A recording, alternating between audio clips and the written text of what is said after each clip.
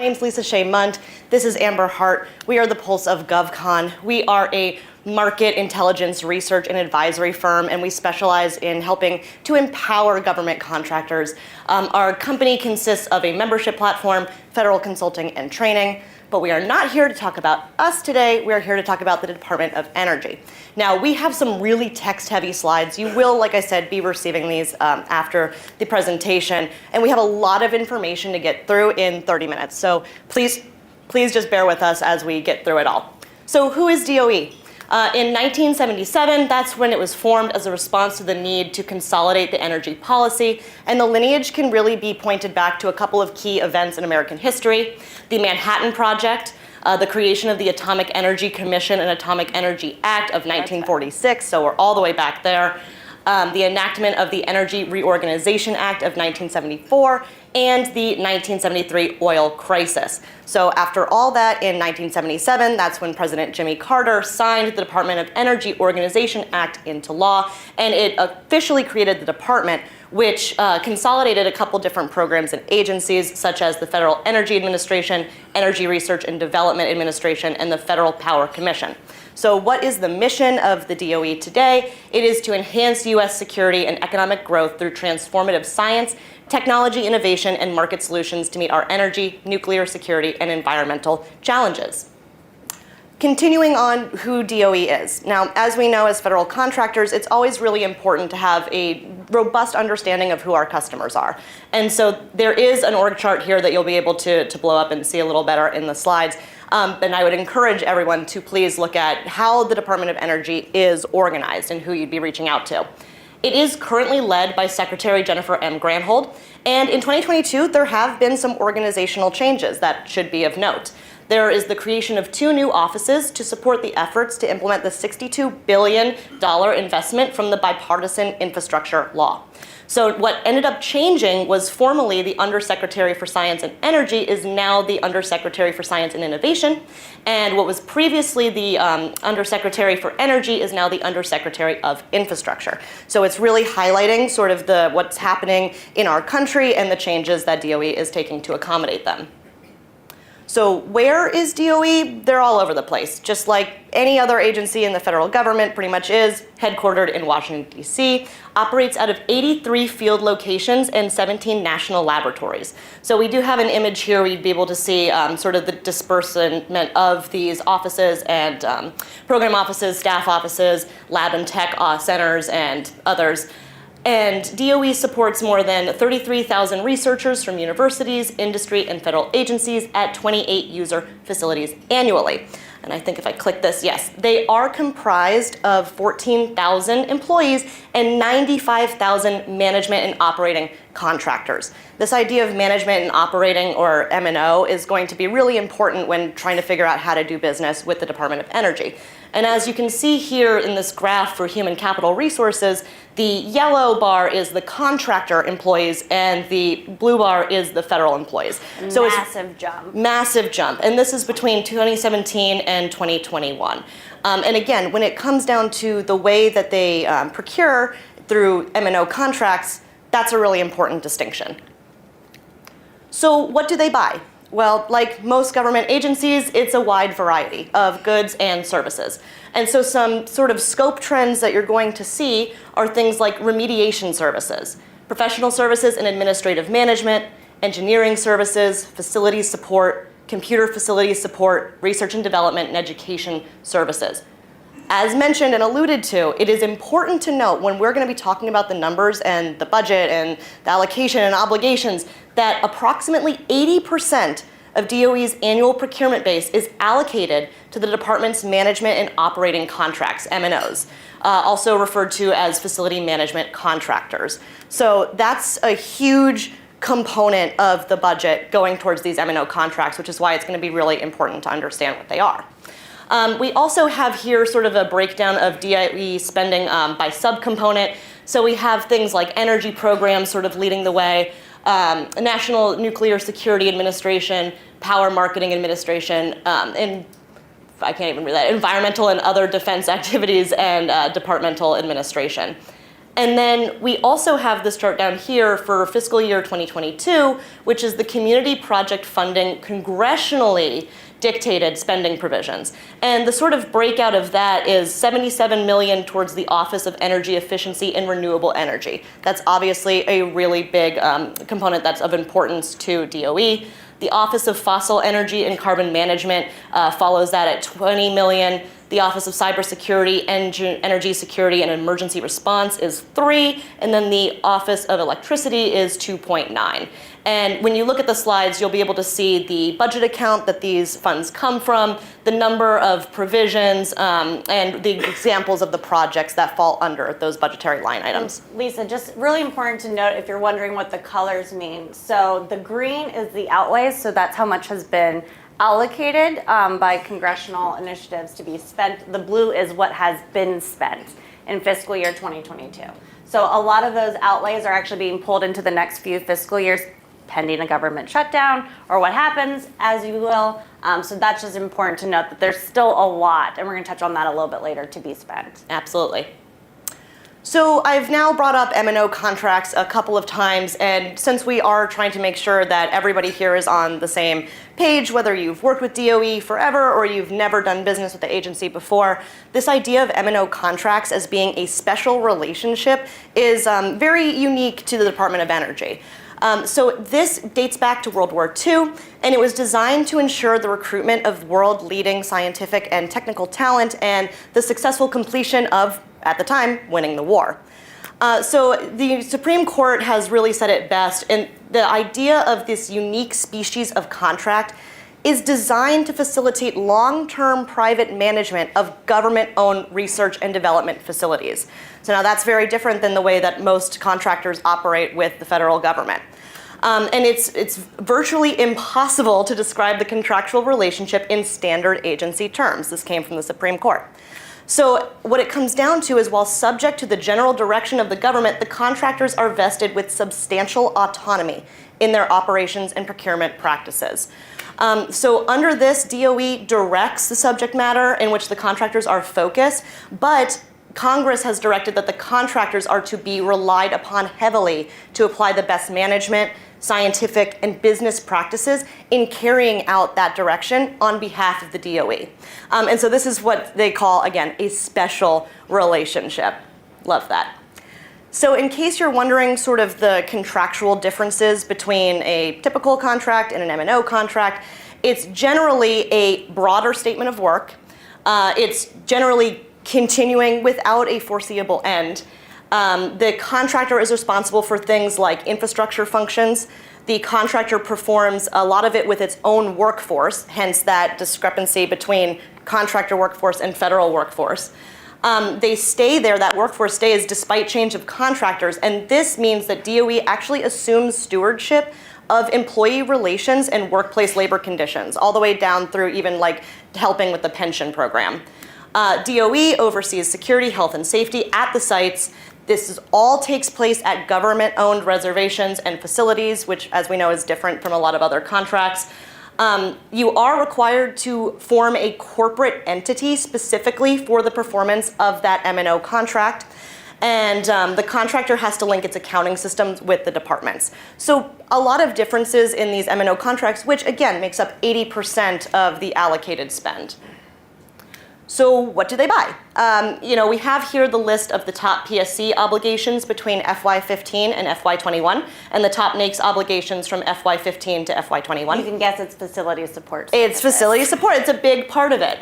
We have sort of at the top of PSC operation of R&D facilities, operation of buildings, research and development, environmental services, restoration of real property.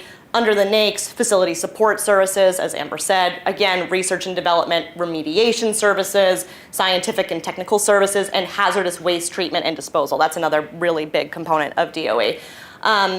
This sort of graphic here is the category management breakdown of the DOE contract obligations between FY19 and FY21.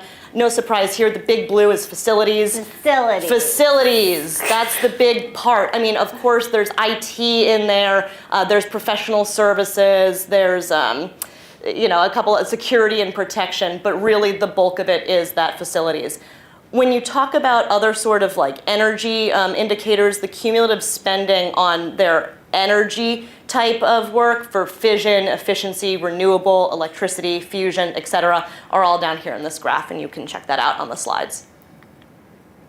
And then where do they work? As with most agencies, they're across the country. This is showing you spending per capita, and the dark blue states are the ones that have the most funds, and the light blue is less than $6 billion. You can see here some of the hotbeds are things like New Mexico, California, Washington, Illinois, Idaho, South Carolina, Tennessee, and Pennsylvania. All right, and now Amber's going to talk about how DOE buys. So a lot of this that we're touching on is kind of how the acquisition management department is set up there, and also some of their go-to spending for the vehicles. These are kind of the important things to touch on for the slides. What, is it now? Yeah, wasn't picking up. I don't know what to do. There we go. Okay, so a lot, what? Sorry. Can anyone hear Amber? Can you guys hear me? Yeah. Back there? Okay. All right, I'll just talk really loud. So a lot of the go-to vehicles for spending is very similar to what a lot of other federal agencies use. So they are big users of the GSA mass schedule. So GSA e-buy is a big usage for them. OASIS Small Business is a vehicle that's typically used as well. NASA SOUP, and then they have a few internal vehicles that are used, the Environmental Management IDIQ, DICE 2, and then also obviously GSA IT-70 is a big usage for them. But it's also important to note that DOE sends funding through a lot of different contractual agencies as well, DOD being a very big one. Also GSA, Department of Interior, Department of Commerce, Justice, NASA, and Department of State, to name a few. So DOE's funding is also kind of spread out throughout federal agencies depending on what mission and initiative that they're working on. So while you may be contracted through one of those agencies, you may be supporting the Department of Energy initiative through their funding, which is important to know. But just another thing that we always like to note, as Nick kind of touched on, I know Lisa's touched on, is Department of Energy is probably one of the broadest federal agencies out there, and that's what makes them very complicated sometimes to contract through. They have 2 senior procurement executives, they have 11 heads of contracting activities, they have 15 SBA procurement center representatives, they have 80 plus small business M&O program managers, which are the ones that are responsible for those sites, as Lisa was touching on, through those primes, those managers. And they have 22 contracting activity offices, to name a few, kind of the complex structure of their acquisition department. So how do they buy? A few different ways. So they have open bids. Obviously, Department of Energy utilizes things like FedConnect, SAM.gov, GSA e-buy, grants.gov, and things like that to procure their services for open bids. But they also have a few different ones that are very unique to them. They have an e-sourcing and e-procurement site for their supply chain management center, which kind of, if you're familiar with DLA DIBS, works kind of as the same thing for Department of Energy, where they use it to support kind of NNSA and environmental management sites, as Lisa was touching on through the O&M, to kind of buy materials and parts and things like that. So it's a little bit of like a e-buy, but just for DOE at times, and DIBS. Also, if you go on their website through the M&O and FMC subcontractor opportunities, that's where a lot of times they're going to send you. I'm sure in this room we have a lot of those M&Os in here, and what they're responsible for doing is kind of forecasting and competing their own needs for subcontractors, kind of as tier 2s and tier 3s. Also, there's a big unsolicited proposal bag of money out of Department of Energy as well, run by the NETL. So they're always looking, especially through the bill, the bipartisan infrastructure funding, which we're going to touch on. There's a lot of openness now to unsolicited proposals for things to supporting things like the energy grid, climate change, and so on and so forth. And then obviously CBIRs and STTRs are a big deal at Department of Energy as well, which we'll touch on in a minute. I like bag of money. I want that to be a new technical term. It should be. Just put in the FAR. Big bag of money. They also do grants, loans, and financing programs. This is just another way that they buy, and there's a few different grant-making offices. There's the Office of Science, the EER, Nuclear Energy, Fossil Energy, and ARPA-E, not to be confused with ARPA-H, which has now just been announced under HHS. But that has the same kind of context and same types of motivation, which is kind of open research into these challenges that we're having right now. But there's a lot of different types of grants that are open to state and local and federal agencies that are spread around, which also opens opportunities for contractors as well to be supporting that. We cannot stress enough how industry doesn't leverage grants enough. And so it's not always open to nonprofits. Right. There are so many options. If you look on grants.gov, look for your customers. I think you'd be really surprised by what's available there. Absolutely. So what are the spending trends? DOE has grown. That's the best way to put it. Truthfully, it's been one of the most consistent departments. I think that's why a lot of people are here today, right? There's a lot of work to be done with the Department of Energy. It is a very big push within the administration for different types of initiatives. But they have increased in their obligations year over year at DOE, as you can kind of see in this top graph. FY21 saw a few significant spikes out of NNSA and ARPA-E due to kind of the stockpile and the growing of that, as well as with the energy grid. But you can see here this chart, and once you get the slides, you can see a little bit more. We broke down by office and department obligations. This blue line that's kind of beating everyone else out is NNSA and their funding that has grown here significantly. So a little bit more spending trends when we're looking at grant obligations, as Lisa mentioned. DOE is just starting to kind of take a little bit advantage of the grant side. SBIRs and STTRs are a little bit different, and we'll talk about those in the R&D space. But as far as grants go, they're just starting to kind of take advantage of this. Very different from a lot of agencies. This is DOE's funding for kind of things like contracts and IDVs. And this is their grant spending, which is actually very different. You normally see in federal agencies it flipped. So there's a lot of opportunities for growth there that are coming through. But we also provide the top CFDA categories, which is similar to NAGS codes if you don't speak the grants language as well. And the top grants recipients, which the top being General Atomics. Right. And again, grants are funded differently than typical FAR contracts. So it's a different pool of budgetary funds. It moves a little bit faster. Moves faster. A little bit more of the spending trend. So looking at R&D, and the R&D space is obviously a very popular space these days. Looking down here at Department of Energy total SBIR and STTR awards from FY15 to FY21, they have grown significantly. But what's been interesting is down here is your award count and your firm count plus the money obligations. Before, there was a few firms getting a lot of the money for SBIRs and STTRs. Now it seems to be evening up where there's a lot of firms getting the same amount of money. So that seems to be evening out over here. But looking at a little bit more, DOE is the #1 federal sponsor of physical sciences, supplying nearly half of all federal supporting the science category. They alone fund nearly 2/3 of all R&D and research in that space. But there's been a lot of, due to national and global priorities, R&D within DOE has gotten a lot of attention and a lot of funding increases, especially recently.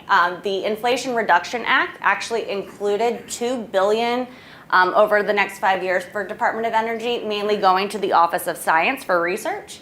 And the bipartisan infrastructure law, the bill, which is what we've touched on throughout this presentation so far, included $21.5 billion throughout Department of Energy to support things like research hubs, their federal research divisions, laboratories, and manufacturing and advancing recycling R&D. And this also doesn't include the CHIPS bill, which had some funds, as well as the, I think the Science Act is what they end up calling it, Amanda, at the end? Yes.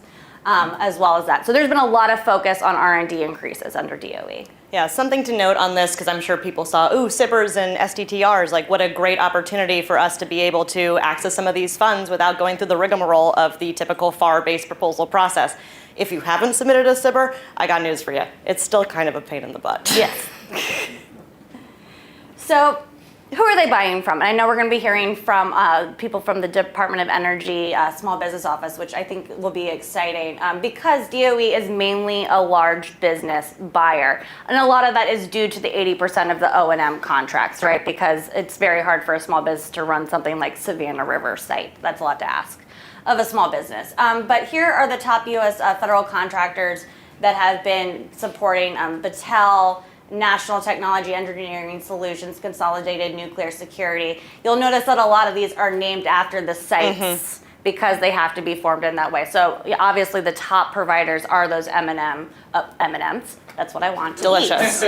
That's what I want to eat. O&M. Contract. M&O. M&O? Yeah, you got it. Doing great. You're doing it. Not dyslexic at all. But here also on the side is the counts for the socioeconomic obligations. Small businesses obviously taking a lot of the pie, but kind of different than a lot of other agencies. Small disadvantaged businesses take up the second tier of the socioeconomic pie at Department of Energy. There we go. So where are they spending this fiscal year? We're obviously coming to the end of FY22. These numbers still need to be updated here, but so far Congress appropriated 82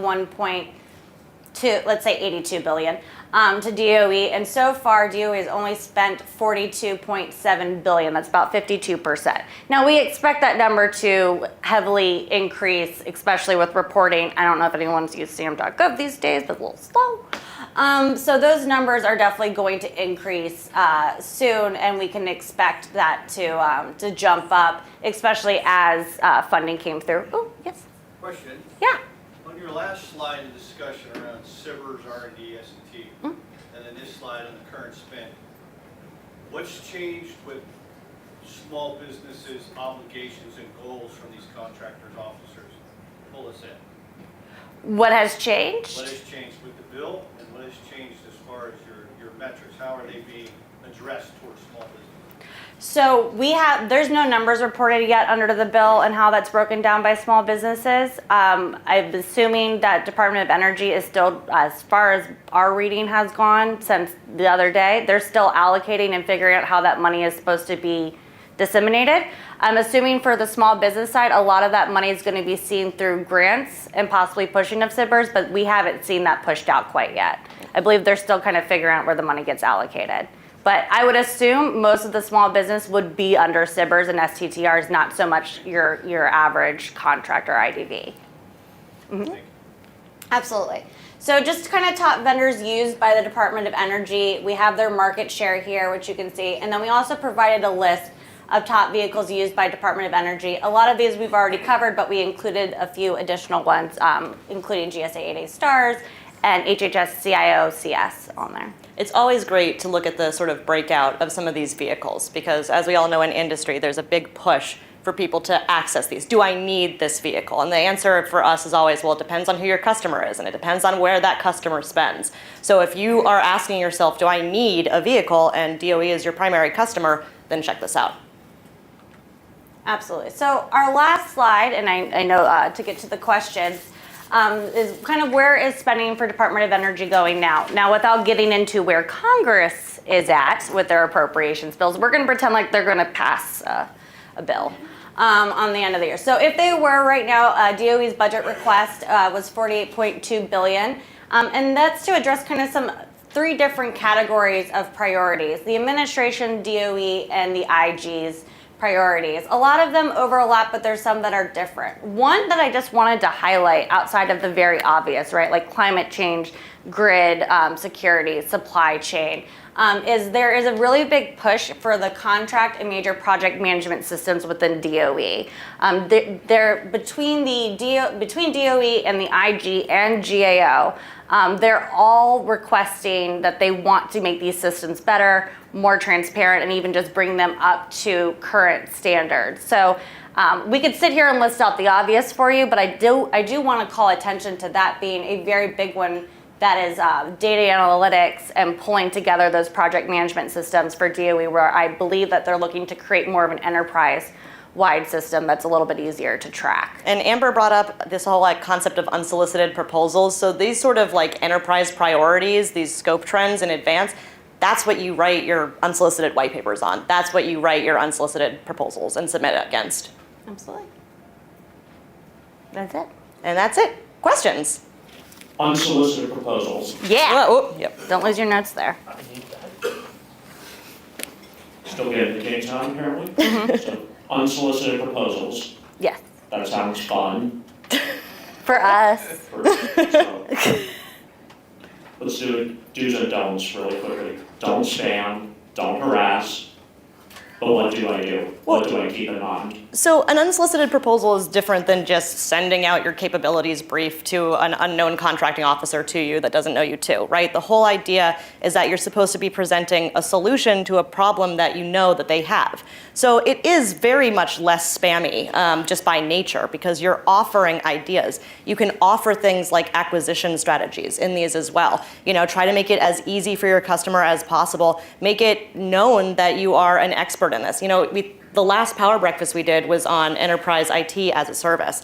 And that having been a new initiative just across the Defense Department, you could see how many industry peers out there had been putting in unsolicited proposals, white papers that they were publishing to showcase their knowledge and expertise. So that's what an unsolicited proposal is for. Yeah, and my biggest do is, if you're not familiar with what a justification authorization form looks like, a JNA form, is to kind of formulate your white paper within that kind of confines and those documents, because contracting officers are doing the jobs of about 20 people these days. And to make it easy on them to kind of justify or to think through, or the way that they're processing information, you have to give it to them in a template that they're familiar with. And so what I always recommend is look at the templates that they have to fill out in order for those things, and create your white papers or unsolicited proposals within those kind of outlines so that they can copy and paste, or that they can follow along with what you're presenting, and they can kind of figure out, okay, what buckets do these go in when I'm trying to sell? Yes, question in the front. I'm curious if you can expand a little further on that. Several opportunities will specifically say no unsolicited proposal. Mm-hmm. So just for a food of thought, who are you sending these unsolicited proposals to? Contracting officers, they're wonderful people. Let me just repeat. So the question is about where the unsolicited proposals are going to, essentially. Yes. And I was saying, they're wonderful people. We love them. But they don't want to see any extra stuff. No. So at DOE, NETL runs their unsolicited. So there's a specific place that unsolicited proposals go to out of Department of Energy. So you can find that on their website. I absolutely would not recommend just like sending out your unsolicited proposal to a bunch of contracting officers. There is a specific place within Department of Energy that those are to be submitted. Yes. We can't say that across the entire government. No, just out of Department of Energy. Yeah. Yeah. So always do your homework and always follow directions, which following direction is something that Which GovCon truthfully, is very familiar with. Compliance. with that stuff, the biggest thing that people don't like underutilizing is the search bar on a federal agency website, and it will give you sometimes the email address or the direct person to send those things to. So just go into this. I'm not kidding you. Like unsolicited Yeah, I'm not joking, and it will pop up. Like the search bar on a federal agency website is the most underutilized tool I believe in this industry. Question in the front. Well, Yes. I just have a comment because we have tried that with other agencies, and there is a specific portion of the FAR that is very prescriptive about what qualifies for an unsolicited proposal. So if you're going to venture into that, make sure that you have some language there, because our best shot, we kill it by not knowing that. Absolutely. Yeah, there's a FAR whole section on unsolicited proposal, what will qualify for that. Control F in the federal acquisition. Yeah. Yes, question. So you were saying that it's good to use templates that are available, and so that way they know exactly where to put your proposal information. It's like whatever they're looking at Yep. to make those decisions. So are those templates available on your website as well? Not on our website, but you can just Google JNA template for a certain agency. JNA templates are typically the same out of every agency. Or if you go on sam.gov and you just search sole source, it's typically a JNA document, so you can find that very easily. Is it sam.gov? Sam.gov. I had a question about sam.gov. Don't. I think I'll just I would skip it. let that sit. Yeah. So grants. My brother works in academia research. He lives in the world of grants. So you're telling us that for-profit enterprises can get grants too? Yes. And they're not as high dollar value as some of the standard FAR contracts that you would typically go after, but it's a great opportunity for especially smalls to access a new customer base, do some work with them at a lower dollar threshold, and then be able to just be a known entity to that customer. And a lot of federal agencies are starting to take advantage of, they have before, like things like, it's a lot of R&D agencies, right? Like DARPA, DOE, Army, Air Force, where funding is kind of, for lack of a better explanation, is pipelined differently through congressional initiatives for grant funding versus other discretionary contractual funding. So they're able to navigate that a lot faster. But that's how that relationship starts.